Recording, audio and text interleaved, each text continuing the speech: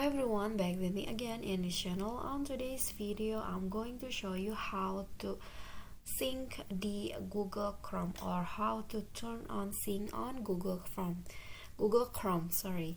So what you need to do on your computer is open the Chrome or open the Google Chrome, and then at the top right, click on your profile, click on profile here, and then here you just need to sign in into your Google account.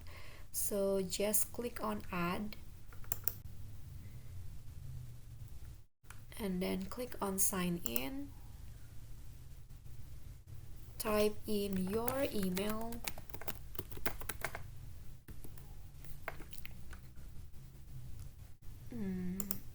going to change the language first, and then click on next, this one right here. Okay, type in your email and then click on next, type in your password, click on next again,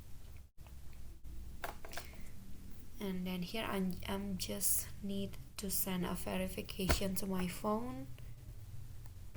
Okay, so here this option will be shown like this, and if you want to sync your account into all the devices, here just click on yes, I'm in, and then just like that your Google Chrome has been synced into your Google account like this, and then your bookmark, your shortcut will be shown as your Google account before.